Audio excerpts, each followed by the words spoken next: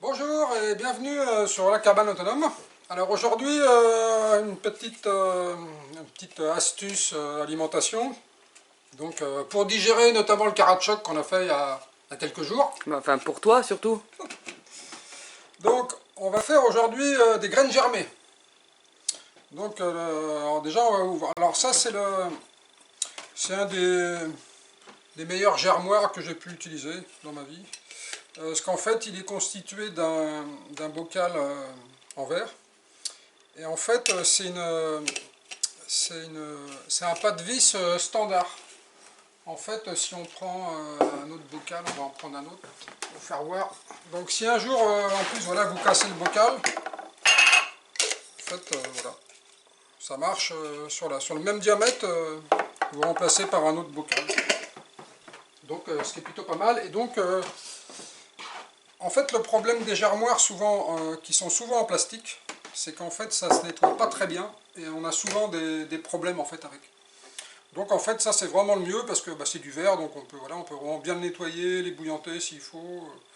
Voilà. Et donc vous avez au bout vous avez un couvercle à tamis pour égoutter. Et en plus il se met dans cette position là au-dessus d'une assiette. Et donc ça finit d'égoutter dans le petit bac qu'il y a là. Donc c'est vraiment très simple, Très rapide aussi. robuste, voilà, on peut remplacer. Donc et ça vaut, il me semble, moins de 10 euros, donc voilà, ça fait des années qu'on a ça. Alors donc, la méthode pour lancer des graines germées, C'est de partir hors du champ de la caméra. donc c'est très très simple. Alors nous, on fait, enfin moi, oui, Lydie aussi, on fait notre mélange, on achète, alors voilà ce qu'on trouve, c'est la marque la plus connue, donc c'est Germline. Donc ils ont un site internet où vous pourrez y voir en fait tout ce qu'ils font. Il y a vraiment une grande gamme en fait de graines à germer. Je pense qu'il y en a plus d'une vingtaine en tout cas, ça c'est sûr. Voilà, donc ils font soit des graines voilà, d'une variété, soit des mélanges par exemple. Là on a alfalfa, cresson, chou rouge. Voilà, donc moi je préfère faire mes mélanges, mais bon c'est selon vos goûts. Donc là en fait moi je fais mon mélange de graines et après en fait vous mélangez bien pour que ça soit bien réparti. Je change de sens voilà suivant les graines plus lourdes. Voilà, et on a quelque chose d'assez homogène.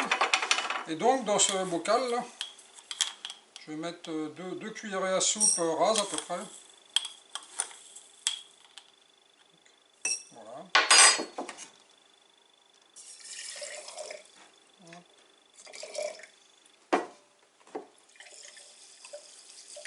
Ah, c'est pour décoller les graines qui se collent entre elles, là, puis enlever l'air. Donc voilà, donc vous laissez tremper une nuit, tout simplement. Bon là je vais vous montrer après comment on fait tous les jours. Donc voilà, donc là on va dire que ça fait une nuit.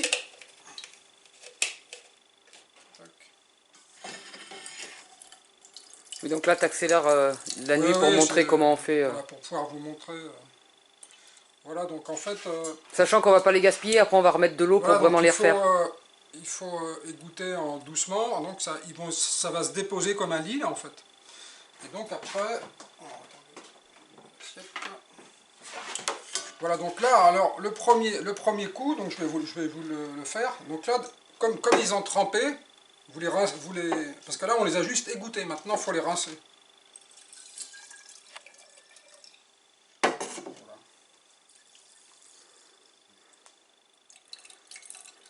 Et donc on récupère l'eau pour arroser. Voilà. Donc ça c'est très bon pour arroser, par exemple, déjà vous récupérez l'eau, hein, et c'est bon pour arroser les plantes d'intérieur. Voilà, donc Et là, c'est à proximité. voilà, en plus. Ouais. Donc, vous voyez, vous l'égouttez comme ça, et après, vous le mettez comme ça sur l'assiette, et ça va finir d'égoutter. Et donc, vous faites le rinçage matin et soir. Voilà, et après, suivant les graines, ça va mettre entre 5 et... Il y en a certaines peut-être qui vont faire 10 jours. Bon, après, les plus courantes, l'alfalfa, c'est une bonne base, le fenugrec, le chou rouge, c'est comme ça. En 5 jours, ça germe, et en gros, une bonne semaine, voilà, vous avez des graines quoi, germées. Quoi. Donc, et ça remplit le bocal. Alors, je vais vous faire voir un bocal, mais qu'on a entamé. À midi avec les frites. Voilà, qu'on a Pour entamé, digérer le caratchoc aussi. Avec les frites, c'est vraiment sympa. Quoi. Attends, on va mettre ça là. J'aurais dû lancer ça. Je vais vous refaire voir pour vous montrer aussi comment rincer quand c'est presque plein. Quoi. Le rinçage, c'est ce qu'il y a de plus important en fait, pour pas avoir de soucis. Donc en fait, voilà, donc le bocal...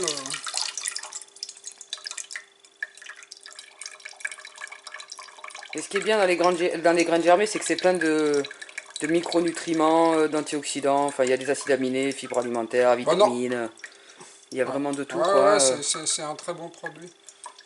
Alors normalement on fait ça sous le robinet, mais bon là on a les pieds embarrassés donc... En fait, j'ai pas fait la vaisselle. mais bon, comme on a fait pas mal de cuisine aujourd'hui.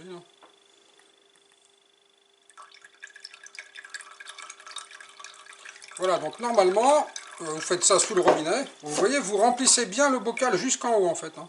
Parce qu'en fait, des graines, il peut y en avoir partout, donc il faut qu'elles soient rincées partout. Bon, après, moi je secoue un peu, voilà. Et voilà, toujours le même... Et c'est en fait c'est l'aliment qui regorge le plus d'énergie parce que c'est à l'effet de graines, ça peut donner à une plante, un arbre quoi. Donc c'est vivant. c'est vivant, voilà. C'est un produit vivant, donc c'est comme si à chaque fois que vous allez en manger, c'est comme si vous étiez allé cueillir des feuilles de salade directement au jardin et que vous les mangez de suite. Donc là c'est plein de vitamines, c'est frais, donc c'est vraiment très très bon quoi, pour la santé. Voilà. Donc, Bien sûr, après, ça se mange cru, mais on peut le rajouter aussi en fin de cuisson. Hein. Voilà, donc moi j'ai fabriqué, bon après vous pouvez en avoir deux, puis garder le couvercle.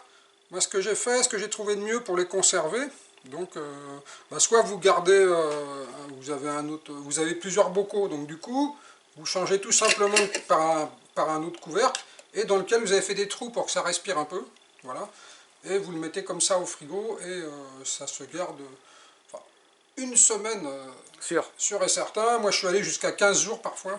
Et autrement, ce qui est bien, c'est... Les rincer de temps en temps quand même aussi, c'est pas mal voilà. quand ils sont au frigo. De les rincer, ne mettez pas vos doigts dedans non plus. Enlevez-les avec une fourchette pour éviter les microbes. Oui, c'est très, très important, tu fais bien de le souligner. Donc quand on se sert de graines germées, c'est avec une fourchette propre. Et on le sort, voilà, on sort ce qu'on veut du pot, on met dans l'assiette, on met surtout pas les doigts dedans. C'est parce que c'est un produit qu'on fait pousser chez soi, donc faut vraiment faire très attention. Et par contre, quand c'est plus bon, vous le savez de suite par contre quand c'est plus bon. Oui, quand c'est parce plus bon. Parce qu'il y a une odeur de moisi, ça veut dire que c'était trop humide ou trop chaud. Par contre, ce qu'Eric a oublié de préciser, Eric, c'est que on le met pas directement au soleil, le truc. Il faut pas que... Non. Voilà, c'est ce que il faut pas que il faut pas qu'il ait de la lumière. Il faut éviter qu'il soit directement derrière une vitre, parce que... Alors, c'est pas que c'est gênant, mais c'est plus après quand il va pousser, il risque d'avoir ça peut déclencher peut-être des fermentations, mais c'est surtout, ça va être beaucoup plus vert et beaucoup plus fort en goût, donc c'est pas le but. Quoi. Et donc par contre, si ça a moisi, pour revenir là-dessus, faut le nettoyer avec de l'eau vinaigrée, bien nettoyer comme il faut avec de l'eau vinaigrée, le bocal et le machin. Et le machin vert aussi, qui est franchement un peu chiant à nettoyer, ça on peut le dire. Mais bon, c'est quand même...